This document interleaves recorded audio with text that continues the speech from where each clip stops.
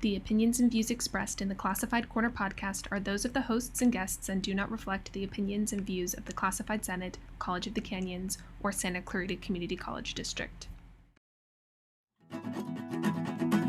Pull up a chair, stop and stare, turn up the volume and adjust the contrast. To meet employees at COC, it's the Classified Corner podcast.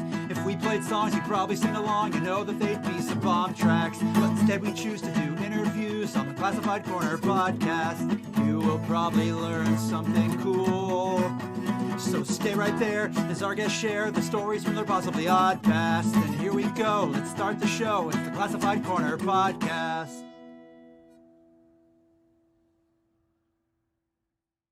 Hey everyone, welcome again to the Classified Corner podcast. I am Nick and that is Juan, and today our guest is Alex Mendez, who is he's an accounting technician with the Student Business Office at College of the Canyons. So yeah, Alex, who are you and how did you get here? And tell us a little bit. Nick,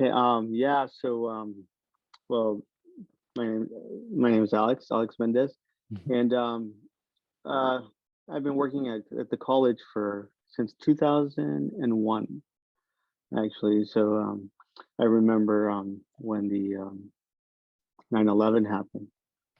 Yeah, I was coming from my other job, and I was listening to on the radio what was going on, and I thought we were going to close the office, and actually we didn't close, but yeah. So I've been since about 2001. I've been at the college working as an adult hourly, and then in 2006, I finally became a classified staff. So cool. I remember I came into work on 9/11 too. I've been working at the library for quite a while. Wow. Yeah. Yeah, I just remember my supervisor at the time. She's both of us are from New York originally, Wow. and Yeah. I don't know, we had a pretty intense hug. I remember that. Well, it's interesting because I used to work for an aerospace company, and I worked the third shift. So we were finishing our shift, and then I was listening to the radio, and then first thing, plane accident in New York, and I'm like, what a weird coincidence, right?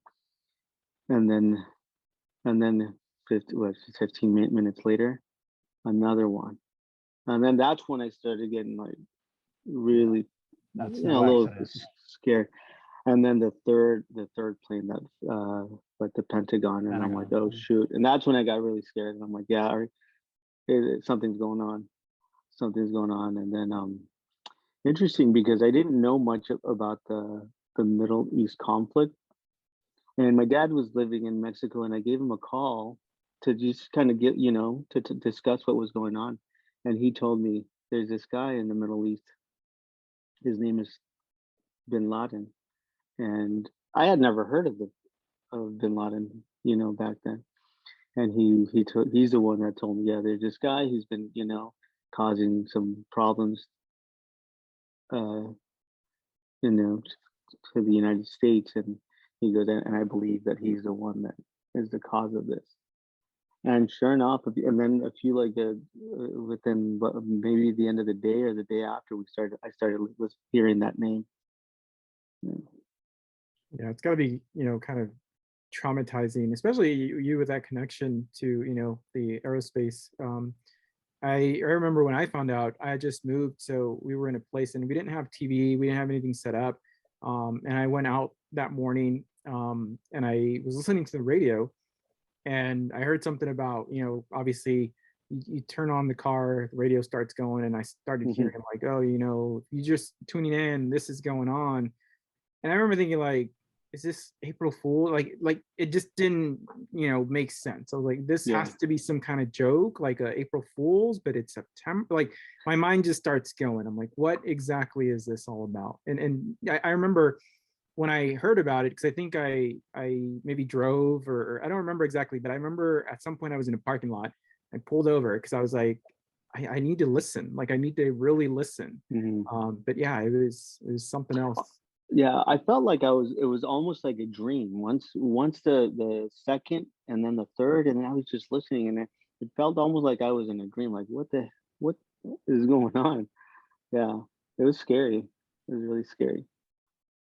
So how were things at the campus that day? I mean, You know, it was, yeah. So we came in, and then you know, you felt. I mean, it was dark. You know, people. You know, something bad had happened, right? So people were not your typical, you know, perky self. We were just waiting to see if they were going to shut the college down, if there was another plane, you know, that was going to hit LA, because, you know, we're thinking the top hubs of the United States, right? So we're like, maybe Disneyland, maybe this, or, you know, here in our side of the country. But no, after the fourth plane, you know, kind of things died off, and then at that point, I just kept listening to the news to see what, you know, what else was you know, more information about, you know, this Al Qaeda and all this other terrorist stuff. Yeah, and again, it was like the first time I've heard it. I mean, I have a lot. I have a lot of knowledge in the Middle East, mainly because of history, but not. I wasn't really informed much about the issues that was going on in the Middle East at the time, right? And it's crazy, because I- if you look back at that, and in like the 70s, when Afghanistan was in war with Russia, and or what it wasn't it was the Mujahideen, right? They're the ones that were in war with Russia, and then we started helping them against the Russians, right? And then they used all that, and then all that funding and money that they were receiving, and then and then they used it to attack the United States. You mentioned Yeah. history. Did you like study history and? No, you know, you know, in school, it's interesting, because for school I always liked history, but outside of school is when I you know, reading books, um, audiobooks. You know, I started at nights on my third shift. I started doing audiobooks while I was working, and then started. Then next thing you know, the podcast thing became very popular, and then I started, you know, just uh, listening to podcasts, a lot of podcasts. Yeah, I it like makes it easy when you're working at night by yourself, right? Yeah. like hardcore history. Did you listen to that? Yeah. Dan Carlin, I What's think. Dan Carlin? Yeah, he's great, man. He's great. Like the Genghis Khan one. I It's a great one. Yeah, that it's a great was series. I've been meaning to I've been meaning to revisit that podcast, but like Yeah, I remember trying to listen to the Genghis Khan one, and it was like it was it was it was intense. It yeah. was brutal. Like It was. that dude was Yeah, that dude was brutal. it's crazy, man. It's crazy the stuff he did, man. And listening to Dan Carlin podcast. I mean, he just like he keeps you in the story, like for the whole 4 or 5 hours, and that's just like it's broken down in like 4 or 5 podcasts, and each one is like 4 or 5 hours. Yeah, yeah. Yeah. So hardcore history is one of the ones that I really got into with Carlin. Yeah, that There's one, and his go ahead. yeah, go no go ahead. Well, that one, and then there's the one about Germany, Mm. you know, that he talks about. I don't know if you've listened to that one. Really, really good. Um, Essentially breaks down the Germanic culture when the Rome the German culture wasn't didn't really keep track of their history like the Romans did, right? So the first time the Germans come, or the Romans encounter the Germans, right? It was like almost like seeing like a UFO, right? Because they'd never seen these people before, and the Romans described them as they all look the same, right? Blonde, blue eyes, big, strong, and that's when you first see the introduction of the Germans in history, when the Romans and Dan Carlin breaks it down really nicely. I listened to that years ago, but yeah, that was a good one too. Yeah. Like I said, at some point I plan to just kind of really get into a Dan Carlin binge. Hasn't happened yet. The history that I'm really into, it doesn't go back very far, but it's like the history of hip hop music. That's what I'm like. I've been really into that for the last few years. Cool. Blondie, right? Yeah. They had a rap star? They had a pretty big part. That song is terrible. But the rapping is awful. It's so bad. It had to start somewhere, right? They came from a place of like they were really into what was going on in the streets in the Bronx, and they were like, and they really loved it, and they weren't trying to make fun of it at all, but it no not at all. Like, but that, oh man, she's not a good rapper. Yeah, it's funny because I come from a bigger family. I have 5 sisters and my brother was really into rap, and I was more into rock, like hard rock, or now they call it glam rock, right? But like it was what kind of a Motley Crue and Poison, Hairspray, Hairspray, exactly. The ozone killer rock. Exactly. So I was more into that stuff, right? But my brother was into hip hop, and they had some, Aerosmith did the Run DMC. Yeah. Was it? The Rock This Way. That Walk was a This great Way. song. Yeah. That was a great song. Yeah, Run DMC, and then LL Cool J.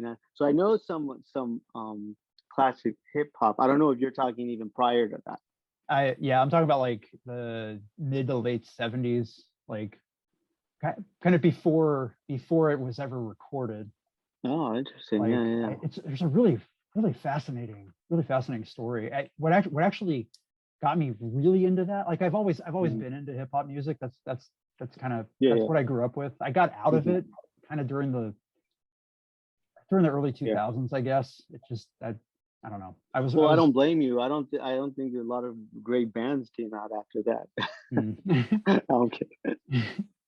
But there was this graphic novel series called Hip Hop Family Tree that it basically told the story of the beginning of hip hop in comic book format. And I was so into that. COC Library has all 4 volumes, by the way. Oh, okay. Shout Maybe out to the COC Library. Representing. Yeah. But like I don't know. I've since then I've read books about it. I've listened to countless interviews and like podcasts, like long interviews with these people who were part of that. There's this one called the Drink Champs. It's a hip hop podcast where like Drink Champs, Drink Champs, and they do long form interviews, like 3-4 hours. And they just came out with one with this guy Grandmaster Caz, who's one of the first big, like an early legend. Well, it wasn't one of the first ones, Grandmaster Flash. Same era, like same era. Grandmaster Flash was he was a DJ. Grandmaster Caz was, well, he was also a DJ, but he was more known as a rapper. I'm so happy to be able to talking about this. Sorry, I know we're supposed to. Let me just get this one out. Yeah, that's fine, man. So the song "Rapper's Delight," like it was like the first major hip hop recording. Hip hop, hip. Yes, everybody knows that. I remember that. Yeah. But like, so he wrote a lot of the lyrics for that, but his manager at the time got into this hip hop group that was just kind of thrown together. Like these guys they didn't know each other. Yeah. But he didn't write raps. So he asked Grandmaster Caz if he could have some of his raps. And that became like one of the Wow. biggest, like the first big hip hop song of all time, and still to this day. Yeah, yeah. And Yeah, Grandmaster that's a Caz good never got any credit for it. recognition. Never got. I mean, he's getting. People are talking about it. Everybody knows that he wrote it, but he never got paid for it or anything. That's crazy. Yeah, isn't always like that how it works. Yeah. If you don't. Yeah. I mean, he was a kid. He was a teenager. He was like probably 16, 17 years old. Wow. They were all kids.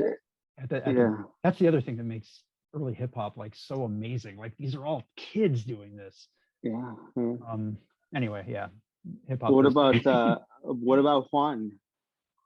I'm with Nick on this. I know we talked about this before, but I love the hip hop. I listen to all types of music. I think for me, music is really, kind of just about how you kind of take it in. But I will say, like, one of the things I like about hip hop is just the storytelling, and I think it's oftentimes it's maybe misunderstood because they're talking about things that some people just don't understand, but that's their lifestyle. That's what they know. That's what they've grown up. So they're going to talk about what they know. It's just like with anything. And that's one of the things as a person who's maybe more of a creative type, I really appreciate songs that tell some kind of narrative and paint a picture, right? Whether it's something on the fun side, like even, Rapper's Delight, that one song, I don't remember it well, but I remember he talks about going over and having some food and his stomach starts to, like that little like story. Like I feel like we can all relate, like going over to a friend's house and trying something or not wanting to eat something. So I think storytelling to me has always been interesting. And I kind of agree with you, Alex, when you said that maybe it's just a part of getting old. I don't know, but I feel like rappers now or any kind of hip hop, I'm like, it just doesn't do it for me. Yeah, it's like there's no soul. Same with rock, right? So for example, I was into rock. Later, the later, the grunge scene in the 90s took over Nirvana, Pearl Jam, Soundgarden. I don't know if you guys are familiar with that scene. Oh yeah. Jazz, yeah. So Stone Temple Pilots, they were my favorite. STP, yeah, they're good. Yeah, Stone Temple Pilots, yeah. So I was, and then you had the Smashing Pumpkins, right, in the late 90s. Yeah, that was like that to me. Smashing Pumpkins was like one of the last greatest bands. No, there's still some out there. There's the white what they called White Stripes. Yeah, the White Stripes. I really like. I like the what is this other band the Killers I like as well. But what's this? Oh man, I have it on my playlist too. But it out. Make us work for it. Yeah. I can't remember the Black Keys. Oh, Black Keys are great. I love the Black Keys. Yeah. But yeah, it's harder. It's more. I mean, there's a lot of music. I think that's the thing. Like everything else, information, everything. There's so much available now to everybody. So it's harder to find those that stand out, right? I think a lot of it too is just it's so commercialized that people want to make a product. They don't want somebody who's going to be original, creative, and push those boundaries. So whether it's music, whether it's art, I mean, even probably like designing cars, I feel like there's probably some great artists, great designers who are like, I really want to do this. And you have somebody above them say, well, it's not going to sell or it's too risky.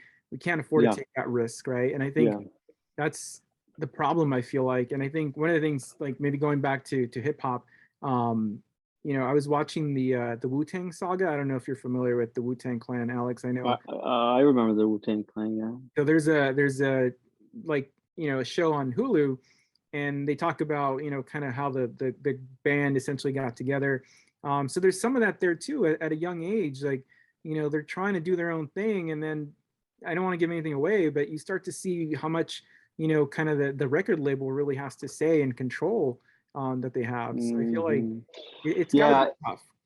And that's a good thing that now, for example, we've gone away from the record labels, right? But now it's like an overflow of just anybody that wants to make music is just can make, which is a good thing. But then at the same time, it's just too much. Like, yeah, like yeah, like you were saying, there's a formula that the records players wanted, and that's what they stuck to, and then this is gonna work. We know it. It's a proven formula. And like you said, with designs, cars and stuff, and they just want to play it safe. Yeah, I mean, it goes I see down that a to, lot. yeah, I was going to say, even like, I don't know if you remember the movie Moneyball. I'm into baseball, so I kind of, when I watched the movie Moneyball, like I didn't realize how much of Is, that actually went into like selecting a player. Like their looks is obviously a huge part of it. Like, do they is look that good? Brad Pitt? Brad Brad Pitt, Pitt? yeah. Yeah, yeah, great So, movie. I mean, Yeah, just kind of working with like, okay, these are the people that we're working with, talent, their looks, like how likable are they? Like, are they going to essentially sell our products, right? Or is Nike going to want to yeah, sign them? Are people going to follow them? Like, it's crazy. As opposed to yeah, somebody who's maybe super talented, but they don't fit all the criteria that they're looking for, they're going to pass on them, or at least to an extent. But I think like you're saying now, I think there's a shift in that, which mhm. it brings good and bad things. I think it's nothing's ever perfect, but Yeah, exactly, exactly. yeah. Interesting. Yeah, yeah, yeah. Interesting. I didn't know um you guys were a big fans of rap.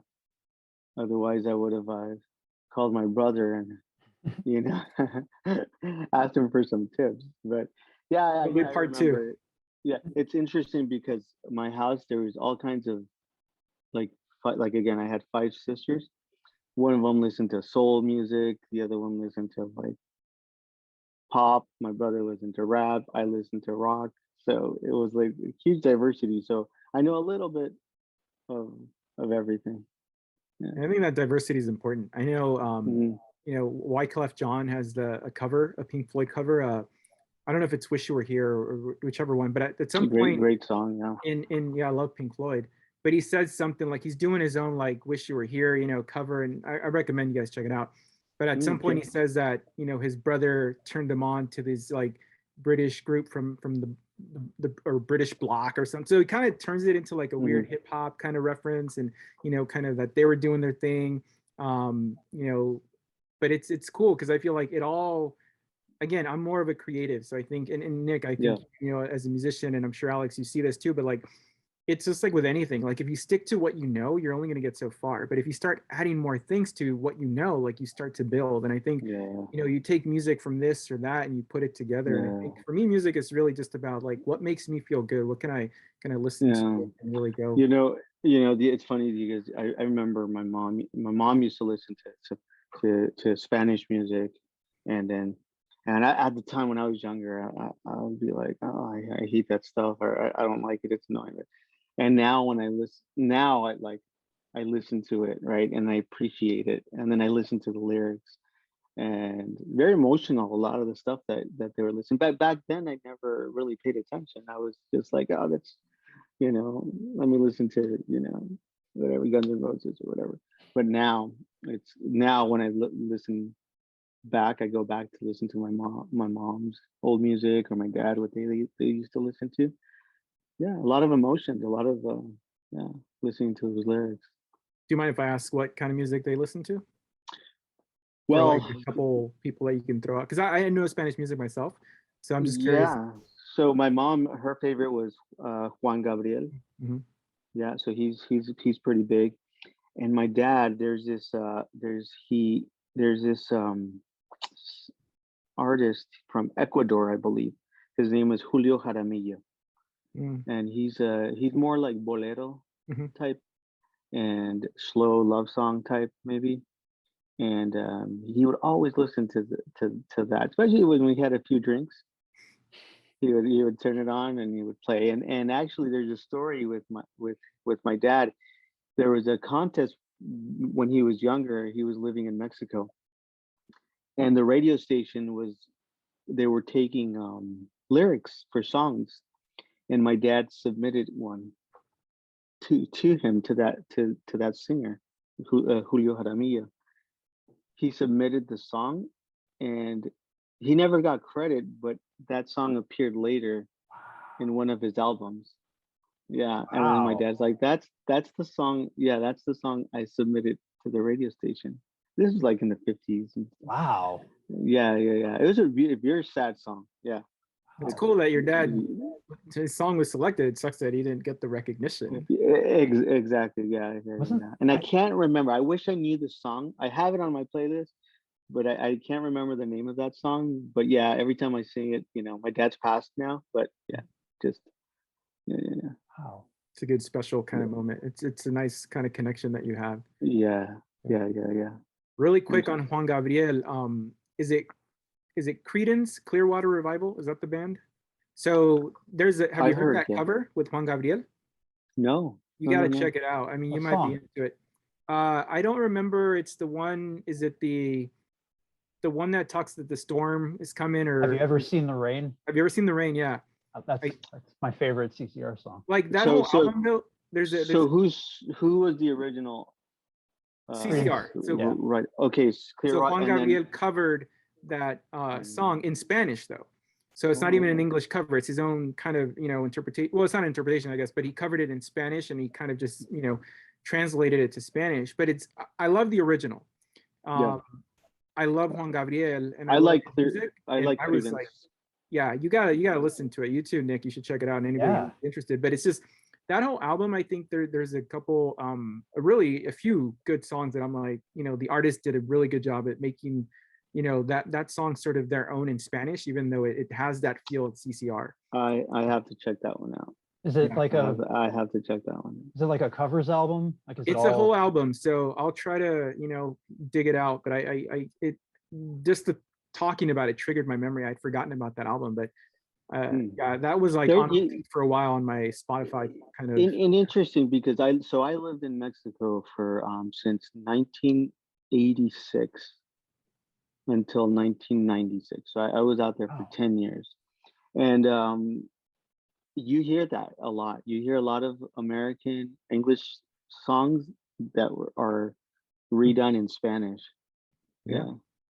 Yeah, yeah, yeah. Yeah, So like the interesting. Boardwalk song, like I heard that one in Spanish, like Under Yeah, the Boardwalk, whatever yeah, that. yeah, yeah. I'm terrible with names, Exactly. Yeah. but the, I would hear that in the Spanish with Drifters. my parents. What is it? You It's the know, Drifters. yeah. In the 50s, there's a documentary about Spanish rock, and you're talking Argentina, Chile, Paraguay, Uruguay, Argentina, I said, and Mexico, right? And it's a great documentary because it ties politics into the music because as you were saying earlier, the lyrics a lot of the times it's what they've experienced.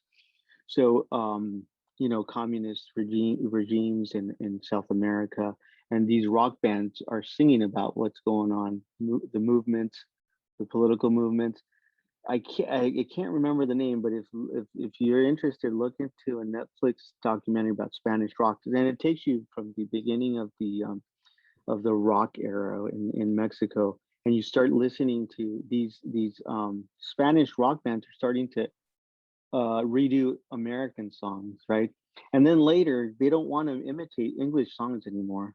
They want their own Spanish rock because they don't want to. They want their own identity, right? These rock bands, they don't want to be like, oh, we're just Yeah. following what the Americans are doing.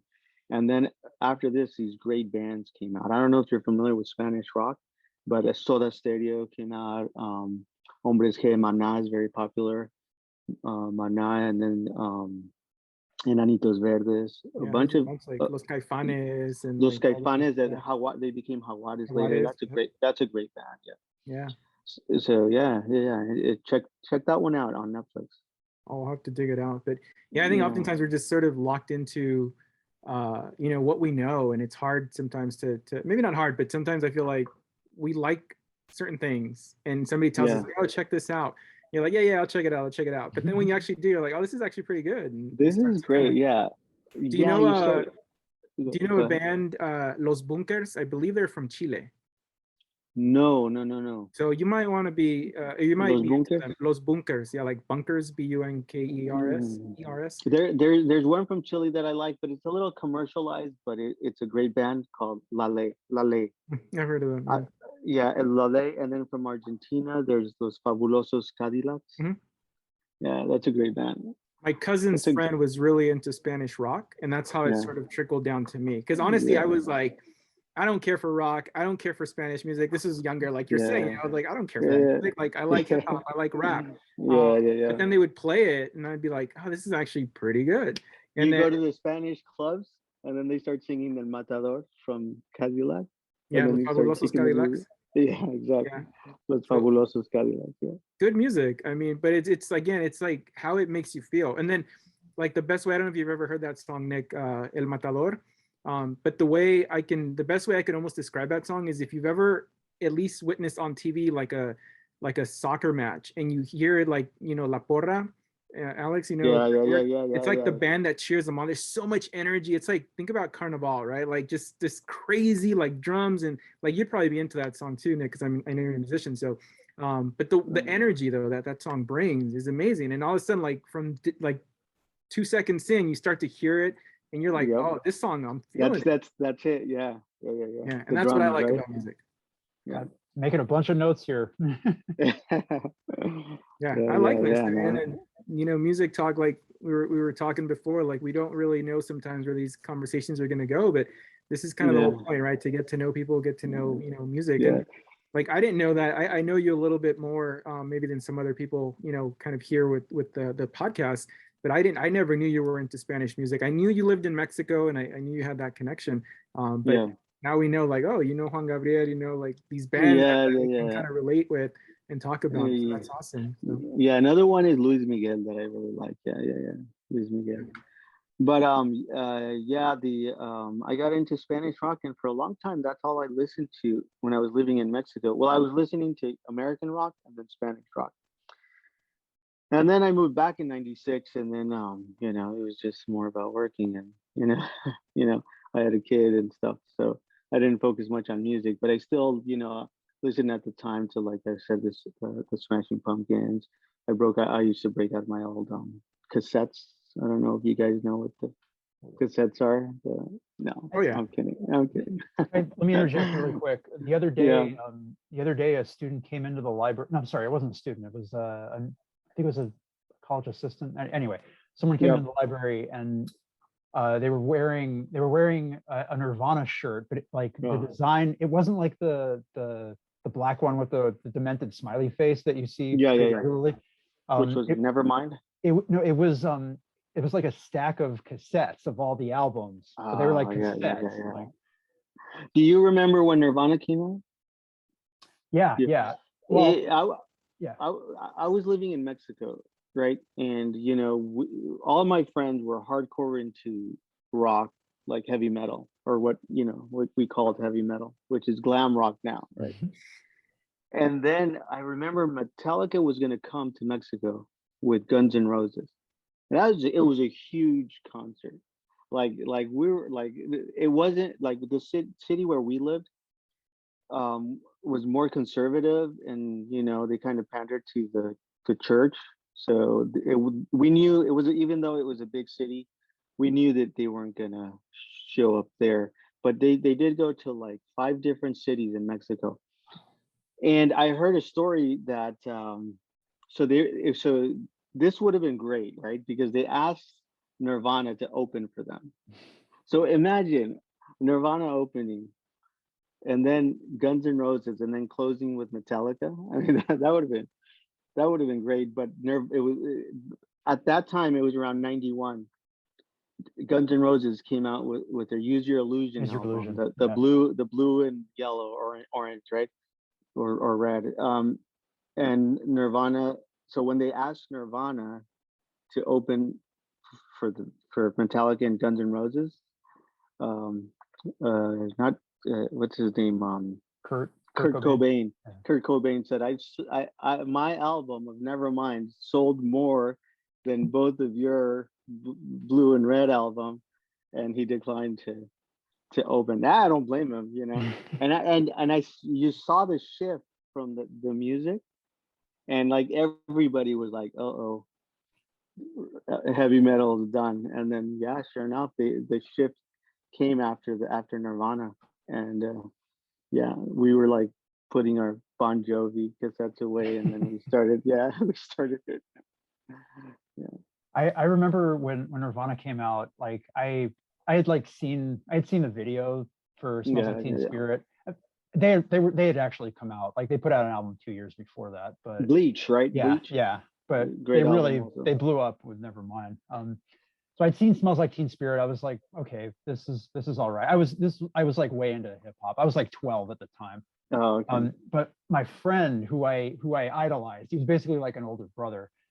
He told me to get into Nirvana because the girls liked them. Oh, is that what it was? I'll always remember that. They eventually became like one of my favorite bands, and they still are to this day. Yeah, that MTV Unplugged. Oh man, one of the best. Yeah, so good. Yeah, there's this part. Oh man, I hope I can talk about this without like getting teary-eyed. There's this part like near the end, like in the during the last song, like Where Did You Sleep Last Night? Yeah. It's a great song. It's like, so he's shiver. Yes. The whole, and then he like looks up, and then he finishes the song night through, and then he died like a couple months later. It was like he was looking up, like I don't know. It was really intense. It's but yeah, that album was so good. Yeah. That was a good album. Interesting. Yeah. So I'm kind of curious because you said you lived in Mexico for about 10 years. How was that transition from like just kind of in general, like music, food, culture for you, well, kind of shifting over?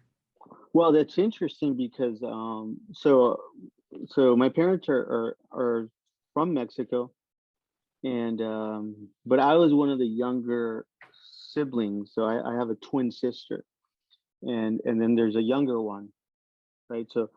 So by the time we were born, all my siblings spoke English, and my parents did as well, but in the house they spoke more Spanish, right? But because I had my siblings speaking English, so I never picked up Spanish that well. I knew it, I would say about 30%. But so then we moved. My dad retires, and he decides to move to Mexico. Just get up and bought a house in Mexico, and we decided to go. And well, of course, we didn't want to go. We were going to school here. We had our friends here, but it was a tough move, especially because like you said, the huge culture shock for us, right? So we move out there, and now I have to learn Spanish, right? So we moved it, and the kids didn't like the fact that we were Americans, even though we were Mexicans, but we were considered Americans, right? Because we were Americans. I barely spoke the language, so we got I wouldn't say bullied, but we got kids would start picking fights with us and stuff, and it was rough in the beginning, and you're not going to sit there and you just kind of have to prove yourself. And so in the beginning it's rough, and then we started going to school, we started making friends, and it got a little bit better. But the first I remember it was tough. It was tough to adjust to that, the kids trying to start fights with you, kind of like they wanted to prove something or something. But yeah, it was interesting. But yeah, once we settled, that took about a year. Once we settled in, after a year, we were going to school, we had friends, and it was good. It was really good. We started learning the language. I had cousins out there, so that helped out a lot too. But I always wanted to come back, right? The first few years, I'm like, I want to go back to the U.S. I want to go back to school, this and that. But we didn't. My dad had a couple of businesses out there, and so I ended up working with him. once I got to like, age 16 and 17. And then at that point, I didn't even want to move to the United States again because I'm like, you know, I thought that I was going to settle in Mexico and that was going to be it, you know. But I don't know if you're familiar with the history of the economy in Mexico, but in '96 there was a shift of presidency, and essentially what happened here in 2008 like happened in Mexico, but 10 times fold, right? To where you would go to the store one day and let's say, to make it easy, you would buy a gallon of milk for $1, and then you go the next day and it was $2. So prices were doubling. Hyperinflation. Hyperinflation. Yeah. Yeah, it's interesting because now that I didn't know really what was going on at the time, but now when I look back and I study the situation, it's the party that came in essentially. There were a lot of agencies that were ran by the government, like the phone company was a government agency. The the construction companies that build roads and stuff were all run by the government, right? Government agencies. So what the new regime did is they created like you said, a hyperinflation, where to the point that they came in and they bought out these agencies for a fraction of the cost. And next thing you know, they got all the contracts, the government contracts, but now as a private corporation.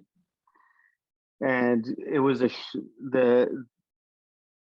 a lot more to it than me trying to explain it, but it caused a hyperinflation in Mexico.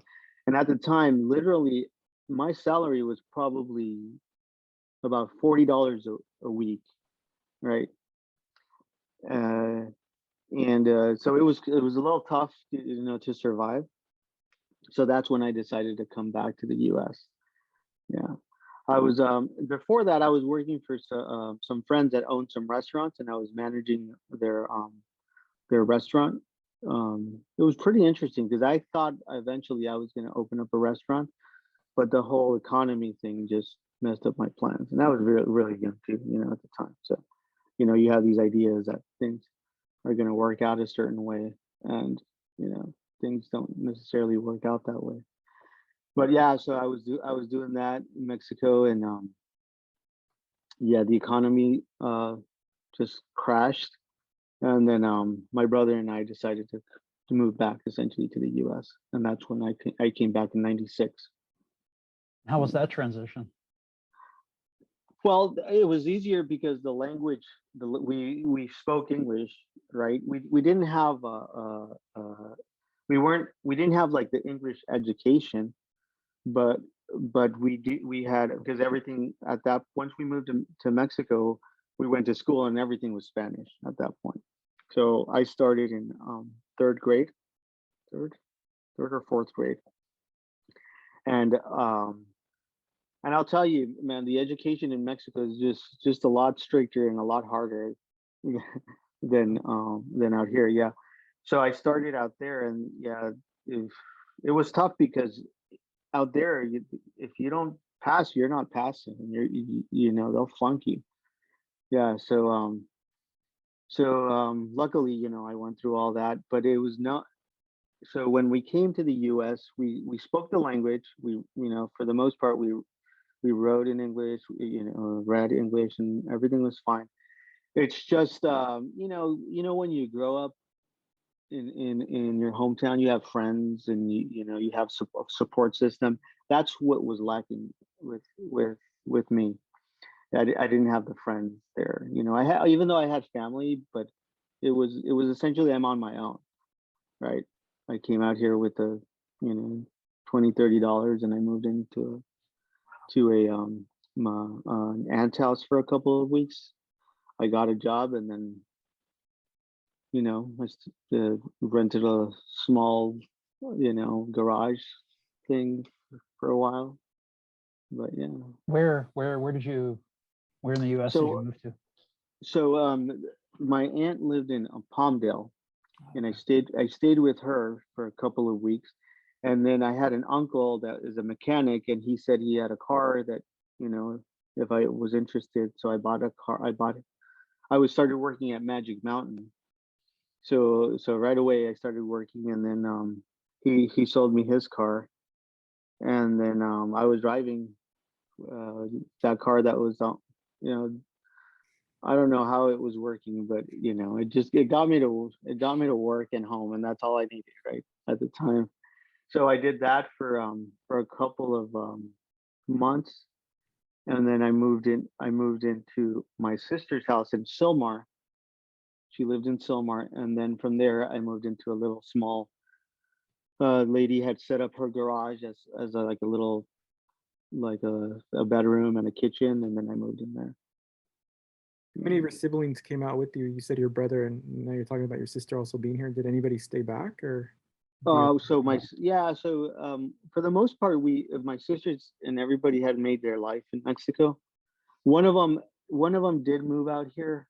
My oldest one, the one I lived for a little bit with in Silmar, she moved back in the 80s, right? So she came back to the US, and the rest of my sisters they had made their life in Mexico. You know, they had businesses, and my dad had his business, so yeah, they had already, and the other one was too young to, yeah. Pick up and So go. it was just my brother and I, the ones that came back, and then so him and I, yeah, we lived together for a while, yeah. Yeah. Do you go back and visit often, or? I now that my parents have passed, I don't go. I haven't been back for a while. I haven't been back for over 5 years. But I would go, yeah, here and there, go back, visit my family. Yeah. But yeah. So I know you like to travel. So where do you typically, like, what are your travel kind of destinations, or what do you like to go do or see? Yeah, well, I like traveling just anywhere, right? But I've um I've gone to Cancun, Cabo San Lucas over in Mexico, where we're from.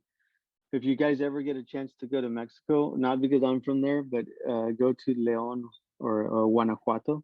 I've been there. Guanajuato, yeah, yeah, yeah. So León, so they call it the capital of shoes, right? Because that's where they make shoes. So it's more of an industrial city. But 30 minutes away is the capital of the state capital, which is Guanajuato. And it's interesting because yesterday that was the Independence Day for Mexico, and that's where in Guanajuato is where independence began, with Dolores Hidalgo and El Grito for the independence. So that's where it began. So you're going to see a lot of history there, of a lot of mines. You'll have a lot of. It's a nice little town. It's actually a historical town. So you can't. The city is essentially a small city, cobblestones, and the city is on top, and underneath there used to be like a drainage system back in the old days. Now it's roads. So that's how you can't drive up on top of the city. The cars are not allowed, but the drainage system is now a road system. So that's how there's parking lots down there and everything. So if I don't have you been to Guanajuato? Yeah. So I know what you're Yeah. talking about, because they call it El Malecón. Is that what it is? The El, bottom part? no. So el malecón Oh no, that's just the road. Like yeah, no, I'm confusing. But I know what you're talking about, because I went down there because my cousin is down there. they're called callejones. Okay, because it was like I was scared to go down there, because I was like, I'm gonna get lost. Like I remember some cars, and it just, yeah, Nick, like what he's talking about, like you have this city, no cars whatsoever, beautiful city, and then you go down there, and it's like you hear the cars, and it's almost like a movie where like cars are coming from nowhere all of a sudden, you're like, whoa, what's going on? But it's pretty awesome. Yeah. Yeah, it's down there, and then if you want to get up to, so you park, there's parking lots.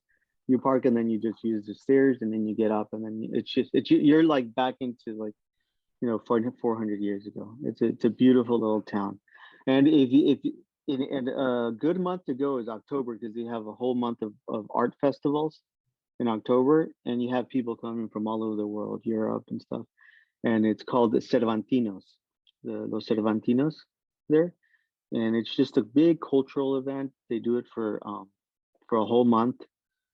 You have plays, you have just all kind of concerts. I remember Radiohead, before they became big, they were playing there in Los Cervantinos in Guanajuato. That's my number one favorite band, by the way. Radiohead? Yeah. That's a great band. It's a great band. Yeah. Taking you back to the early 90s, right? Yeah. Wow. Radiohead. I like what you said about like it's like going back 400 years. Like there's not an equivalent of something like that in the United States, like, because our history we don't have that long of a history. Erasure. That's just it's different because so the US, it's different because you have beautiful. I mean, when you see Washington and you see the monuments and stuff, it's very inspiring, just seeing that, right? But it's a different history because the Spaniards really took. So the Spaniards, compared to what happened here in the U.S., people were running from suppression, right? And they found this land, and they were going to create this land of freedom and this and that. Where in Mexico, the Spanish, they came to conquer, they came to take over the land. And then the famous story of Hernan Cortés, when he came to Mexico, it was essentially a suicide mission. He came in from I think they were in San Salvador, which is I think modern day Haiti, the Dominican Republic. They came in boats into Mexico, and Cortés burned his ships down, and he said, or we conquer or we'll die. And so you have a more so instead of coming here to create a new land, they came here to conquer the land that was already here. So even the cultures are very different. I think it lies because of the way both countries, how they began, their origins, right? Yeah. I don't know if you're familiar with some Mexican ancient history. I mean, I'm a little bit, just because, I have a connection with my parents being from there, my wife's from there. But I think there's just so much there. Like Nick was saying, there's nothing really here that we can kind of compare to, but it's just really almost amazing. I mean, not even, it's amazing that you can just go in and just be almost transformed, because not much has changed. I guess you just, a lot has changed, but when you kind of look at certain aspects of the city, like not much has changed, and then you kind of start to understand how things were. But I think one of the coolest things to me was just the lack of cars, because like you walked everywhere, and it's a small town, it's a small city. Very tiny. You can walk the whole thing, a lot of steps, but you can get all over the place. But I mean, it was just amazing. And I think we were with my cousin, my dad too. Maybe he was like, "You guys have to see this," because he'd already been there, and so he took us down below. And I just remember, like, I was older, but I was in awe. Like I didn't expect to see that. I didn't even know it existed down there. So that network of like tunnels, like it was just amazing. Beautiful city. And then so you're walking down at night. You're walking down the city, and then you'll have los trios, or they come and they'll sing a song. Like if you're with your wife or your girlfriend, they come and they'll play a little song for you and stuff. So it's really nice. Very artsy town. No, totally. So Nick, do you want to pitch your new idea to Alex? Okay, so you listen to podcasts. You've probably heard podcasts where like they have something probably called the lightning round. We're trying to avoid that, even though we say it every single time. Okay. But so Well, we have this thing where we're changing the name of it every single time. I have the full list of what it. Okay, so we started off as a lightning round with plans to change it. Then it became the jumping jack round, then the quick draw round, then the sprint round, then the ping pong round. This time it's called the Spitfire round. The thing about it is we ask the guests to rename it for the next show. So you don't have to do it right away, but at some point, like we're gonna ask you to do that before we're done with this. So this is the Spitfire round, where we're just basically ask you like, quick little questions. I'm a fan of like, what's your favorite this part of pop culture? But we've already talked about a lot of that. So this is gonna be let's see how this goes. But so yeah, I know you're into podcasts. How about okay? How about you get 10 seconds to name as many of your favorite podcasts as you can, starting right now. Okay, Dan Carlin, Joe Rogan, of course. You have oh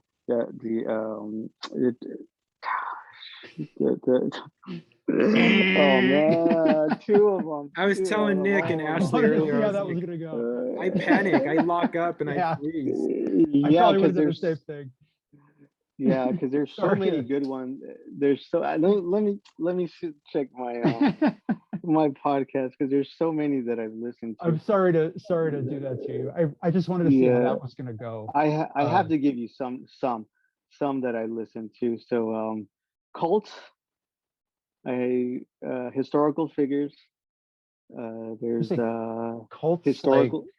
Like it's just explores different cults. It explores different cults and different cults from history.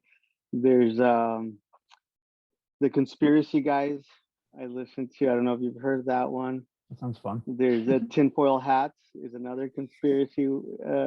Science versus making sense.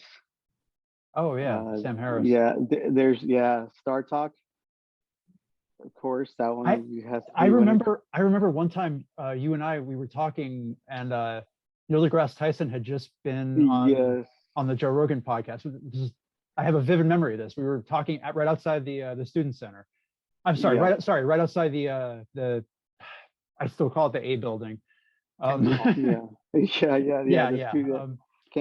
Tall. But he so Neil deGrasse Tyson had shared that, like, I'm a big fan of like just like those mind-blowing astronomy facts. I love that kind of stuff. He has all of them. So he had said that, like, so like picture like a billiard ball, like a cue ball or something, and like it's totally smooth. And if you shrunk the Earth down to the size of a cue ball, think about like how high Mount Everest is, how low the Marianas Trench is, or whatever. Yes. Wow. Think about that. If you shrunk Earth down to the size of a cue ball, it would be far smoother than like any cue ball that's ever been made. Wow. Like that. I love that. I love stuff like that. And I remember talking about that with you. Right that's crazy. There. Yeah, that's so you don't believe the Earth is flat? I do not. No, okay, no. Good. There's GPS another exists, and shadows and good. Because I was almost convinced there for a while. I'm like, maybe Have you heard of Hollow Earth theory? Oh yes, that's a fun one. That's a fun one. That's an interesting one. Yeah. Hey, just show you so what got me into all these conspiracy theories is, I don't know if you know who Art Bell is. Coast to Coast. Yeah. I used to listen to that stuff like because I worked third shift, so I need to keep my mind. I used to work third shift. I did it for a long time, so I would just turn on Coast to Coast in the middle of the night, and that's where you start listening to these like hollow Earth theories and stuff. That's It, that's it's fun. It's it fun. makes you, yeah. Another great podcast, if you haven't heard of it, is Radio Lab. Hmm. Radio Lab is a really good podcast. I haven't heard lately, but it's a really good podcast. Yeah. So that took a lot longer than 10 Yeah, seconds. sorry. Quick draw, quick draw. Now I'm Okay. curious, real quick. Do you believe in Bigfoot? Do you believe Bigfoot or some kind of Bigfoot-like creature exists? I don't believe so, no. You don't believe Now, so? I do believe that there's stuff out there that we may, just because we haven't seen it doesn't mean it's not out there. But, I think we would have seen something already, yeah, or some reports or something, yeah. And this is where things get kind of, hearsay. And so I'll tell you guys a quick story. I go up to June Lake, Mammoth area, like at least once a year. Awesome. And my buddy's dad has been going up there for probably at least 3 decades. And they were going up there before, campgrounds were really established. So they've told me this story that they were driving up and they used to get off work and immediately just hop in their truck and basically go for the weekend to fish. So they're driving up. And if you've ever driven up to 395, it's at a certain point it's just kind of a straightaway and nothing. I mean, beautiful landscape, but nothing around. Yeah. And they're getting close to June Lake, and all of a sudden they see like a figure walking on the side of the road. And again, this is their account of this, right? So my buddy's dad's driving, and he's kind of looking like, what's this random dude kind of walking on the side of the road? And as he gets closer, because you see him with the headlights, he starts to realize this dude's really tall. This dude's naked. And then all of a sudden, like, they get close and he kind of slams on the brakes and he wakes up his buddy. His name is Bob. He's like, Bob, wake up. Look, right? So supposedly, whatever this thing is not phased, keeps on walking, sort of slowly walking towards them because nobody on the road, slam on the brakes, middle of the night. And then they just panic, hit the gas, take off. And both of them are like, we just saw that. So this is a story that they've told me multiple times. And I feel like I'm with you. Like, I've never really seen anything that leads me to believe that Bigfoot would exist. I would love to believe that there's a creature out there that been just hard to spot and find. Yeah. But I trust this person to an extent that if they say that, I feel like there was something there. They wouldn't just make it up. Yeah. Because I know, like, he messes with us, and like, I know when he's kidding. Yeah. That's Kind of the it's interesting because my son, he's into dinosaurs and all this stuff. And the other day he was talking about Loch Ness monster. I learned about the Loch Ness monster when I was around 10. He was 6 when he told me about this. So that's another conspiracy about a dragon and this and that. But when it comes to dragon, it's very interesting because every culture has a dragon figure, right? In Asia and Mexico, even in the Nordics, they all have it, right? And if you know the story of Marco Polo, right? He traveled to Asia and he describes dragons, right? The story he when he went to the Silk Road, he lived in Asia for years he lived. And then when he came back, he wrote the story of his travels to Asia. And he says in his writings that there's dragons, right? They lived among the people. So you're like, maybe the Marco Polo stories are not interesting. But then when you look at the Chinese calendar, right? All the animals in the Chinese calendar exist. Well, yeah. But the dragon, right? So you're like, maybe it was based off of, I don't know, because every year that they have in the Chinese calendar, the year of the rat, the year of the rabbit, and those animals do exist. But then you get to the dragon and exactly, yeah.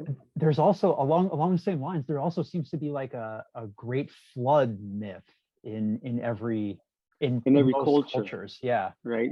So if you go back to biblical times with the story of Noah, and then you go Gilgamesh with the Sumerians, and then at the end of the story of Gilgamesh, there's a great flood, And then yeah. So I've heard it theorized that like there, there was a giant flood, Yeah, it could not have. Yeah, necessarily, Noah saved two of every animal and all that, but no, not necessarily, but yeah, exactly. And but do you subscribe to that? I mean, it doesn't mean it's not true or not, but there's other stories throughout different cultures about a flood. Yeah, and that one, I don't know if you're familiar with the Epic of Gilgamesh, but Gilgamesh is, so the Epic of Gilgamesh is probably the oldest story found in cuneiform tablets from the Sumerian culture. And Gilgamesh is essentially one third God. So figure that one out, right? Yeah. So so if you believe that at the end of times there were gods, but he was one third God, and he's looking for eternal life, and he finds a friend that was his enemy, but then they became friends, and they went looking for this. The friend was named Enkidu, and both of them went in search for this one man that the gods gave him eternal life. Right. So then they eventually they reach him, and they ask, how did you get eternal life? We want eternal life. And he essentially said that the gods told him to build a big boat and bring two animals a pair of animals, because they were going to flood the earth, and that's how he got eternal life. And then you look at the Bible and you look at the story of Noah. And I don't know if that's where they got the story of Noah, but then these cuneiform tablets describing this same story, but from the Sumerian culture. Yeah, that's it. That's a great fascinating. story. Yeah, yeah. What's the last good book you read or listened to, if it was an audiobook? Ooh, I read a great book called. It's funny because I gave it away, and it was either called God or I have to get back at you with the name of the book, but it was essentially um, the idea of God in different views, right? In a scientific view, in a religious view, and in a historical view. So they essentially broke down the belief of God in a scientific view, the universe, what came first, the universe, or and then in religion, on how religious people view God. That's essentially how I grew up, right? And then there's the view of more of historical, and then that leads into like um, what the ancient tablets say, what some of these myths say about what God was. So that's and I can't remember the name of that book, and I did give it away because I wanted this one person to read it. And uh, Do you usually do that? Do you usually like read a book and then give it away? I've done it a few times, but I do want to keep copies, because I find that when you read a book and then you read it a second time and you get something else out of it, and you read a third time and it's like you missed things. Yeah. But yeah, I've given a few away just because I want that person, because I know they're not gonna go get it. And you're like, no, you got to read it, and then I'm like, here, take mine. And it's not really giving it away. It's like, here, borrow it, and then I never see it back. Well, maybe they give it to someone else and Yeah, hopefully, yeah, yeah. But yeah, right here I have a few of them. Where is my Oh, you can't see it. Yeah, the background. Okay. But let me see. The first one that I have here is coffee Coffee. barista. So that's my other passion. Are you? It's Yeah, I was coffee. just okay. Yeah, talk about that a little Coffee? bit. Yeah. No, I just love like I just love coffee. Yeah. Any chance Any I get. any particular kind or like No particular methods? kind, but uh I discovered through the pandemic that I love espresso. But I've had it before, nothing special, but I bought myself a espresso machine because I had an old one. And through the last couple of years, that's all I've been drinking at home. It's just espresso. Now when I drink a regular cup of coffee, it's like it's good, but it's not the same. Yeah. Espresso, yeah. I have a cousin. I was visiting with him a couple like 3 years ago, and he's way into coffee, but he would like special order the Mm, beans from I don't remember. I think it wow. was somewhere in South America, Wow, and yeah, yeah, and yeah. and he would roast them himself like with a Wow. torch. And Oh, I would I love to I have the time to do that. I was never into coffee, but like I had some of the stuff that he made, fresh, like right there. And Yeah, it was really, really, really good. I meant to maybe start doing that myself, but I never yeah. did. That's interesting because like coffee itself, like if you drink it like that, I mean, if you drink it for the first time, it's not the greatest. Yeah, It's an acquired taste. definitely. You have to, yeah, it's like kind of like wine and stuff. You have to build your palate up. But yeah, interesting how somebody could have discovered coffee Yeah, and then yeah. said, "This is good." Yeah, I won't give me some of that, right? Do you know like the But history of coffee and all that? I know that it started somewhere in Turkey, Hmm. and it was given to no, these sheep were eating it, I believe, and they became really hyper, and that's how the sheep herder in Turkey, I believe, and I believe it is Turkey, realized that this has an effect, right? So somehow that became into a drinking, you know, liquid, and then that eventually came all the way to America. Yeah. I want to say I heard a similar story about cocaine. Like I think I heard that. That sort of sound maybe it was Yeah, coffee, and yeah. I yeah, think I think I've heard something similar about farmers chewing on coffee. no, the cocaine. So Oh, yeah, yeah, I don't know if it was the actual leaf. I don't know, but yeah, it was basically it would kind of keep them going a little bit. So, yeah, but that was in its pure form, right? As opposed to like cocaine being kind of modified and chemically, kind yeah. of altered. But yeah, I think you're right, Nick. I want to say I've heard that Okay. as Yeah, well. it's interesting because I heard that that the coffee break, the famous coffee break here in the United States, was because they noticed this decline in productivity, right? In productivity, and then they started introducing coffee breaks, right? And that would give them a little pick me upper. Yeah, and then that's when the big coffee break became a thing, is because Wow. employers started like, imagine now, for example, there's a plant that, like cocaine, for example, that would give you a pick me upper, and then these employers would introduce it you know to boost Wow. your productivity.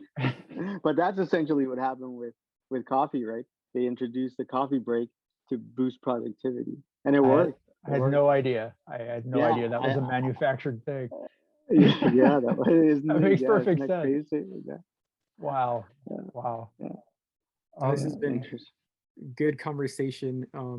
I think we're definitely at that point though where we need to wrap it up just for respect your time and um, Yeah, yeah, yeah. So if there's anything else, Nick, that you want, yeah.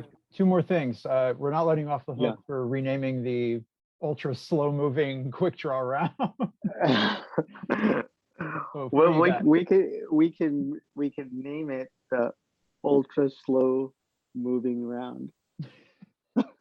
Let's do it. Let's do I was it. thinking you were gonna go somewhere like coffee related or something. The jitter, there you go, the jitter round.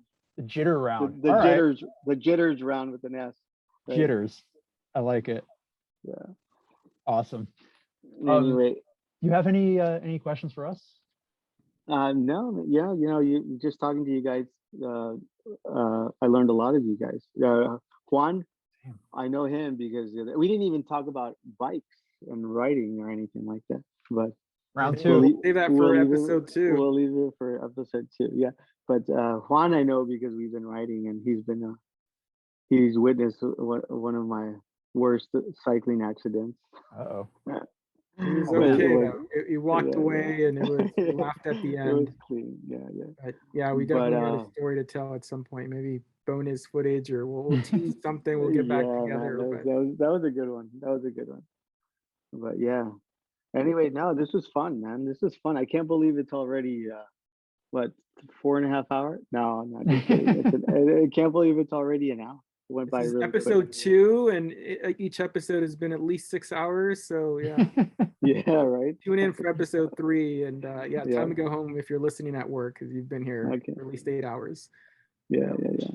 Yeah, man. Like I said, like Nick said, I should say thank you. And I don't know if there's anything else that you'd want to share before we wrap up that you maybe missed or want to kind of revisit real quick before we let you go. Not really. I mean, there's a whole bunch we can sit here and talk for hours, but it was fun, man. You guys are fun. You keep it interesting. Awesome. Oh, and Yeah. great. Thank you. Yeah. That's what we're trying to do. That's the entire goal. Yeah. That's one of the biggest goals. Yeah. And maybe we can go have some coffee and on a bike ride, and we'll talk more about it. Yeah, it sounds like a Bigfoot. plan. Yeah, Yeah, go Bigfoot, searching. yeah. We'll turn that bike into a gravel bike and head up towards. And then I'll have some conspiracy theories for you. We can discuss. You can look for the hole that goes to the center of the earth. The center Earth, yeah. The mole people, or Yeah. the underpants gnomes, or whatever. Yeah, whatever. Awesome. Well, dude, thank you. This was really fun. No problem, man. Thank you This guys has been great. for inviting me.